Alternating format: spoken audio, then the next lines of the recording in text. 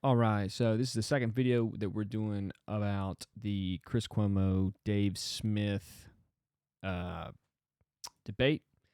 And this one is going to be about the demonizing of people during the shutdown. And we'll see what they have to say. The first video that I did on this, really got into a lot of, just kind of like the breakdown of like Chris's like just whole demeanor about being wrong and not apologizing and not really. It's not even that he just wasn't willing to like verbally apologize, right? But he's not willing to like see how wrong he was in all aspects. Not thinking for himself, not doing his own research, belittling the American people, and then belittling and in many ways devaluing anybody who disagreed with the narrative that he was pushing, or the narrative that his company and mainstream media was pushing that he didn't even question.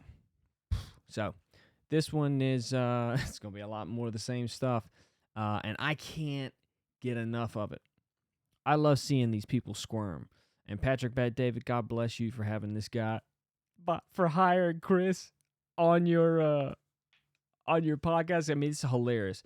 Like I said in the last video, this might be the greatest trolling ever, because everybody who watches PBD is like, why did you hire this guy? This is ridiculous, blah, blah, blah. Well, look, he could just be trolling. He could be trolling Chris by hiring him to literally give him an opportunity to just show the world how much better he thinks he is than everybody else and how wrong he is at the same time. So, all right, let's watch this.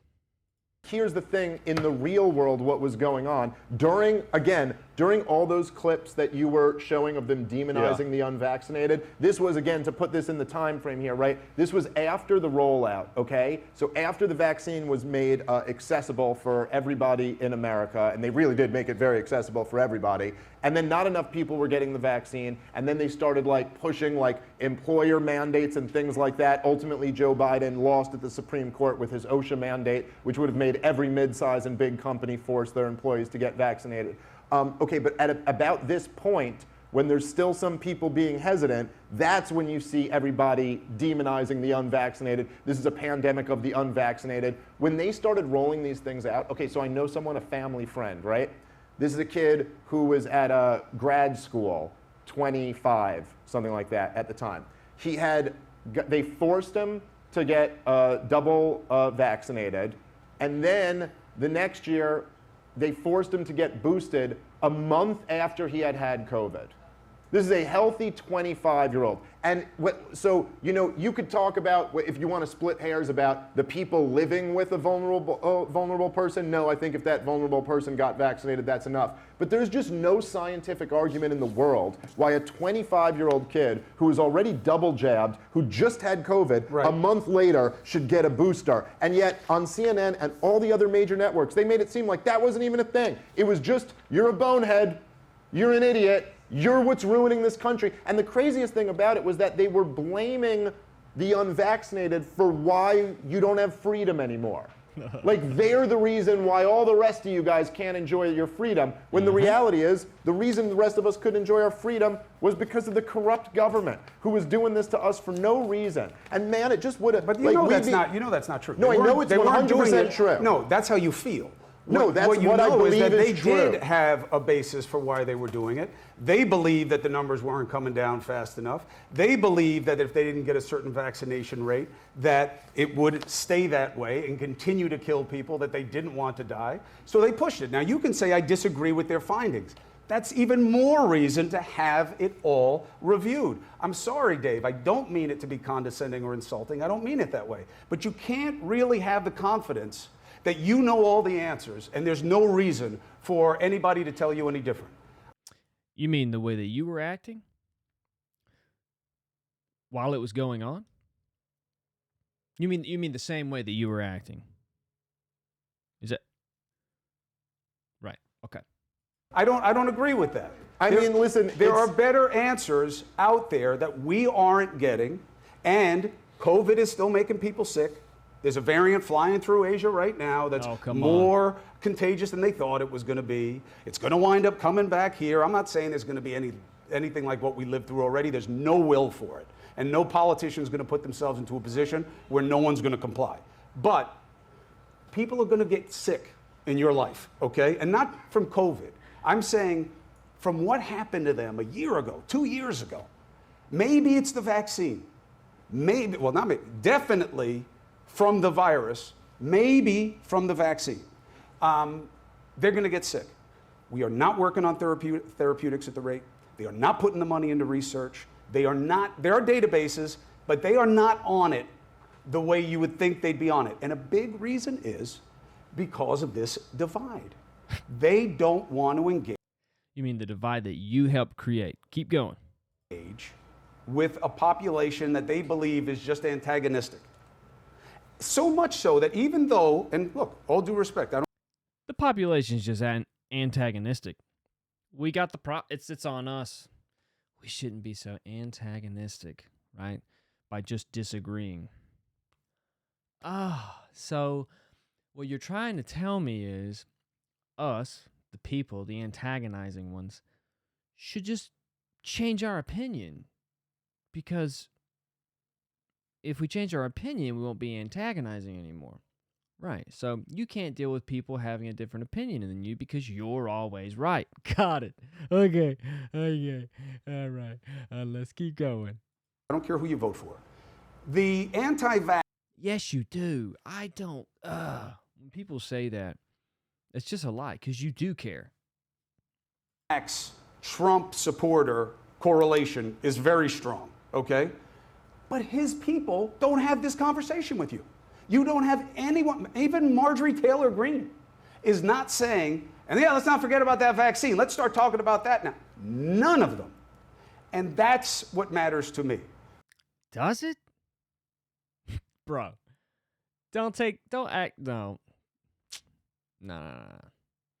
Don't virtue signal. You want to blame me? Fine. Good for you. What I'm saying is, Dave, what matters to me is that Dave, let's go back. Good for you. Dave. Hello, darkness, my old friend. I've come to speak with you again. That's Dave just sitting there thinking, this guy is just so prideful and arrogant that pointing these things out to his face with a bunch of people in the audience and streaming it out to the entire world on YouTube is still not helping this guy realize how wrong he is. Yep. I think yep, you're right. What I'm saying is, what matters to me is that the things that need to be done are not going to happen.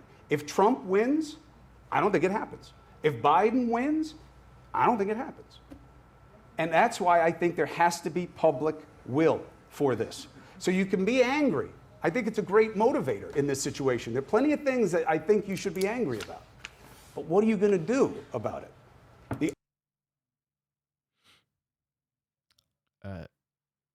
Not support people like you. That's one thing.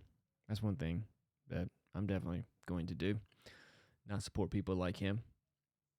The only way you can get any of this rectified is by having a body that has to be respected, put out the findings. Some of them will match Dave's, some of them won't. And that next time, here are your things, you can't do this, forget the WHO, we got to get our own pandemic board back, and here are the kind of people who should be on it. Whatever they come up with, that's the only way. Otherwise, you know the old quote, right? What happens to people who don't learn the lessons? They'll repeat them. Yeah. Well, That's the old quote, guys. You heard it first or last, because no one ever is going to say that dumb shit again. I sure do agree with that. I think that the silver lining in all of this is that trust in corporate media is at an all-time low. trust in every other institution in this country has evaporated. And the truth is that you'll never be able to do this to us again because we simply won't let you. People won't believe it next time. And what is trust high in America today? Trust is high in people like Dave, who are willing to look at all the information and logically deduce the way forward. Okay? They're not getting paid by big money, mainstream media companies that are dictating what they say. And these people like Chris are so arrogant. They're so damn arrogant that they don't think that they're getting swayed in what they say. When you have the job with that big check, when you have the eyes on you with a big show, you got to keep that shit. And unbeknownst to you, you start to repeat things that allow you to keep what you have. Because those things are your priority now. You prioritize the money, you prioritize the status, and you prioritize the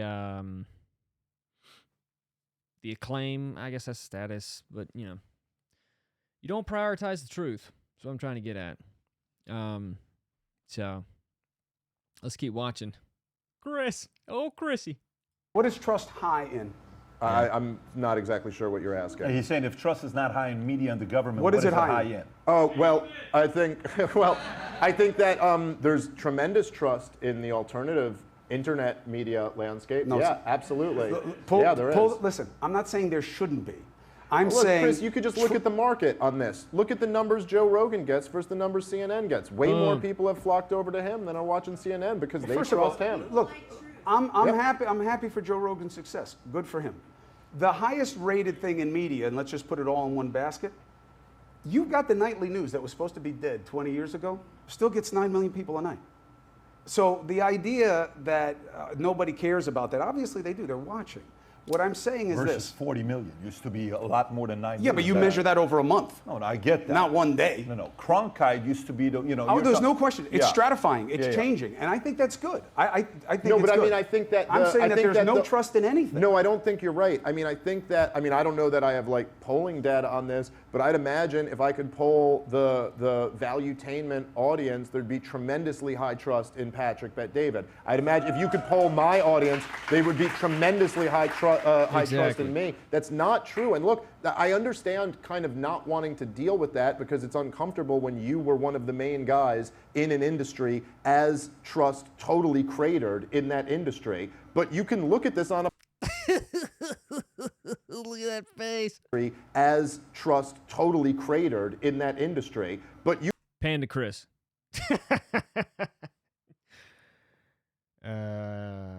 Yeah. Yeah, he's speaking facts here. What do I do about these facts? Hold on. I do what I always do with facts I don't like. Go, Chris. You can look at this on a poll. Trust in media is Trust at an has been all-time low low. in media since the Vietnam War. That was the turning point. You can look at these Gallup polls. It's it was gotten way higher. it's gotten lower and Rob, lower. pull up Just the other look at one, it not right even there. this one. Not this There's one. another one. No, it's not. It's at 23, 27 right I think now. it's lower than that. I think it's ever been it may be the lowest, but I think it's lower than that. But the point is, it's low in everything. It's low in everything, and there's a difference between a fan base and brand respect. No, I don't. Oh, gotcha, Dave. You got a little fan base. I was part of a brand, bro. You can't outdo me. I was a part of a brand. I don't think that's how life works. I think here's how life works. You got your. Hold on. I love Chris looking like Brand respect. I don't think that's how life works. I don't think that's.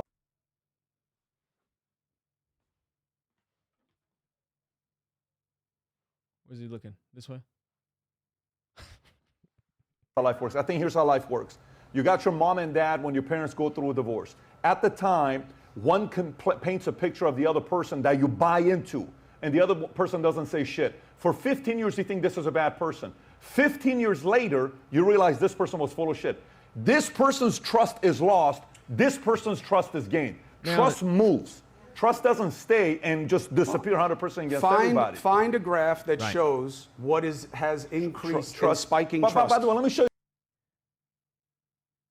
Well, he just mentioned Joe Rogan's numbers, so. I want to show you this. I asked you guys a question about the black vote, why it's gone from 9 to 22, and I showed you the one clip. I want to show you the second clip. I want you to see this here. This is Bronx. It's not all black. You got Dominican, Puerto Rican, a lot of that. This is last week, Rob. Got whites, got Asians. I want you to watch this clip.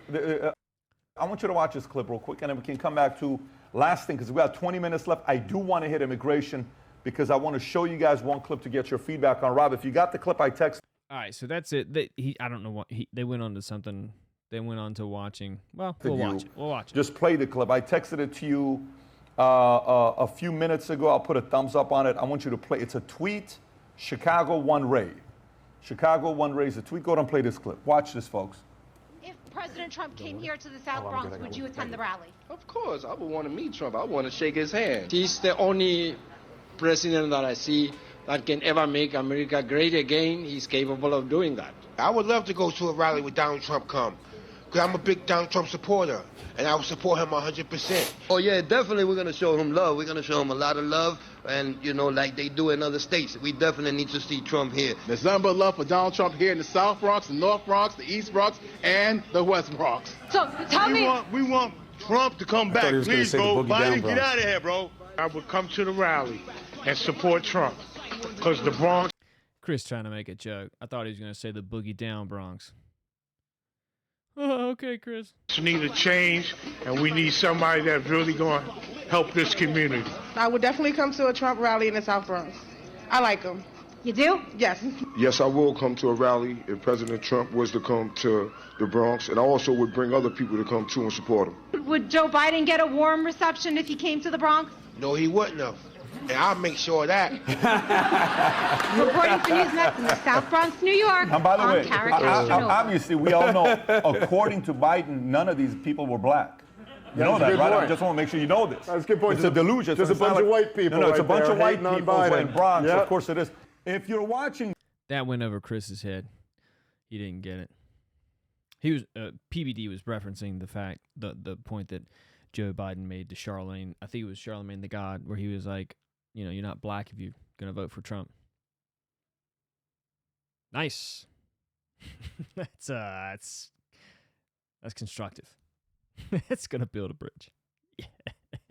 Hey, this is a good video. You know, look, I don't think it's productive to continually make fun of people or talk down about people, but you know, when it comes to, you know, somebody like Chris who's said so many things and been wrong about so many things, and just like shrug it off and yet have the responsibility that he had as, like, you know, the voice and the face of that show on CNN, and yeah, you got to call that out, you know, and you can shake hands afterwards. If I saw Chris, I'd shake his hand, say, hey, how are you? And, you know, like that's not, I'm not scared of some dude.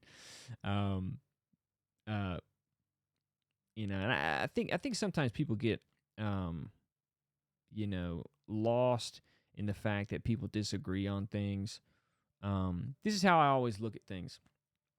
There are truths that exist, that existed before me and will exist after me. And I have nothing that I do really will make it more true. Now I can live a life and like live an example of that truth or whatever. But you know, somebody else is going to have to discover these truths for themselves and make that, you know, conclusion for themselves. So I don't, I try to separate myself from ideas because they're ideas. They're beyond me, beyond this physical thing that is my body. Ideas that are true, good, and beautiful, like these things are transcendental. So they don't need me. But I'm gonna speak. I'm gonna speak what I think if I disagree, and especially with somebody like that. So it's nothing. It's not I guess what I'm trying to say is like when you kind of call people out, I try to not take it personal. I try not to get too personal with them, even though Chris is he's not acting like he should. And if Chris and I sat down and we talked about our values, we would probably agree on a lot of how we want to raise a family, how we respect our parents, how we have a relationship with our brother and siblings, and so, hey, man, honesty is powerful. Be more honest, even though it might not feel good in the moment. I'm trying to do it. There are things I'm wrong about all the time. Go ask her. So, but yeah, this is a great debate. It was phenomenal to watch. I watched it live, driving, like looking at the screen, like on my phone when I'm driving, and like looking at the comments on the live feed and stuff on the chat. So it was fun. I really enjoyed this, and I'm really happy that Chris even showed up for this debate with Dave Smith, because like nobody can really win a debate with Dave Smith if they're gonna argue what the mainstream media was spouting during the shutdown, because that stuff is just that it was all BS. So kudos to Chris for showing up, and that's what Dave said during it. He's like, I'm happy that you showed up, but like you're all we got. You're who showed up. Fauci won't show up. All these other people, all these other clowns that acted like they knew everything, they won't show up to a debate. PBD put out a lot of money, put a lot of money on the table for somebody to show up and debate Dave, but they won't do it. So kudos to Chris. Hopefully Chris can come around. I mean, he's hanging out with Patrick, and he's now hanging out with Dave. So, there's nothing better than someone who's wrong, who comes around and accepts that they're wrong and finds the truth and starts living accordingly, right? I mean, that's, if I was in Chris's shoes, I would hope that someone was out there thinking the same thing about me and being like, you know what? I hope that he realizes that he's wrong, that he was hurt, that he hurt a lot of people, and he is hurting a lot of people, and that he changes so that he doesn't do that, and he helps people instead of hurts them. Boom. Right? Y'all have a great day.